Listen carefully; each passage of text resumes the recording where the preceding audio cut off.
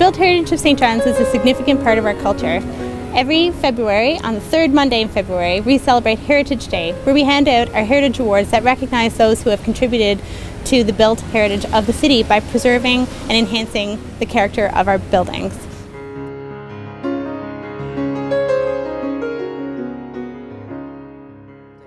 The building is pretty much intact from when it was built in 1894, and we wanted to make use of the upper floors, the 3 upper floors, without having to make any significant changes to the structure of the building, or remove any of the original tin ceilings, tin walls, the old doors, that sort of thing. So we thought this was a way that we could use the space efficiently without having to lose any of the character of the building. So then we started the procedure of doing some renovations. They weren't really, we call them more restorations as opposed to renovations, because we didn't move any walls and we didn't change any ceilings or anything like that.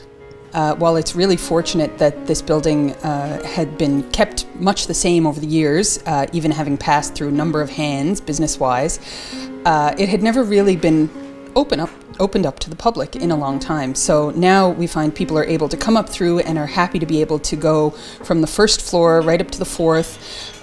In some cases you can identify, you know, what used to be a sitting room in the family home, what used to be a bedroom, what was the family business on the first floor, and people are really enjoying being able to capture that as they visit the local businesses that are housed here. It's so important, like with the character of these old houses, especially in the downtown area.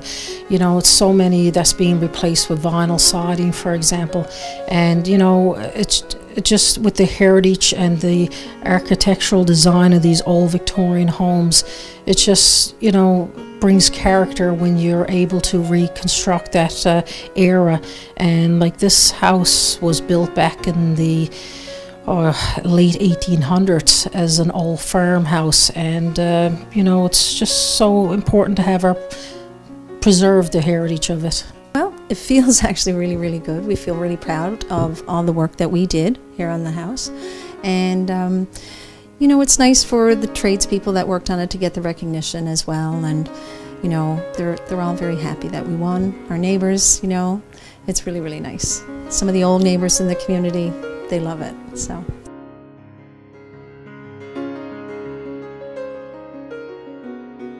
Series certificates of recognition have been awarded in several categories. For the preservation and restoration of the original character of a building in Heritage Area 2 is being awarded to Philip Clark on behalf of Subway and Tavish Russell on behalf of Carrick Engineering for 338 Water Street.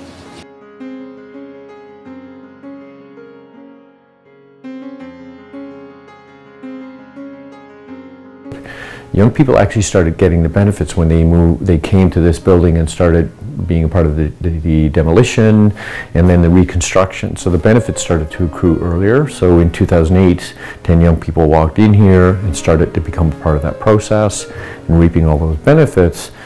Well, it wasn't until 2010 that the doors opened and young people could actually move in and start living. So it's really about maximizing all of the opportunities that come from renovating an old building in downtown St. John's.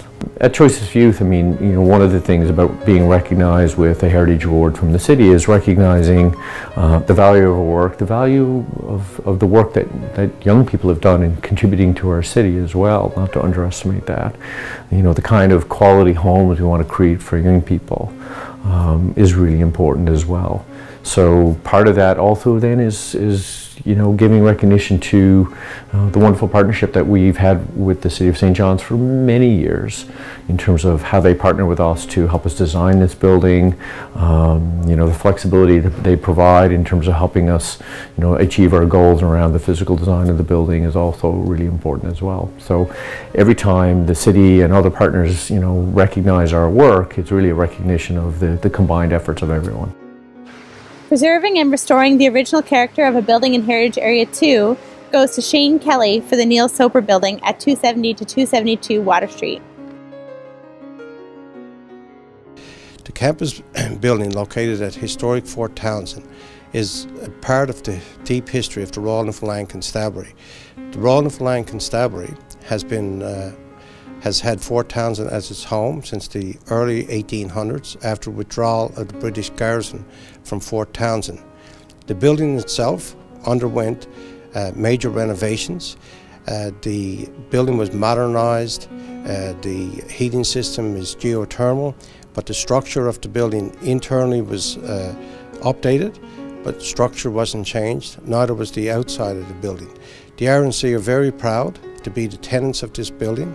It's a historic building in that it's a living memorial to those who paid the ultimate sacrifice in World War I, and we certainly look forward to continuing to make this historic building our home. I'm Bob LeMessurier, chairman of the Memorial on Parade Commemorative Committee, which was responsible for placing a plaque, a commemorative plaque on the at the front entrance of this building, and also a memorial parquet out in front.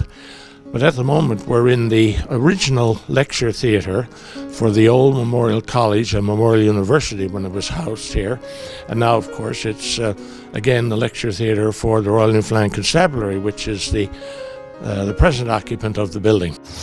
Restoring the original character of a building in Heritage Area 3 goes to Isabel Thornhill and Walter Cummings on behalf of WFC Property Services for 76 Colonial Street.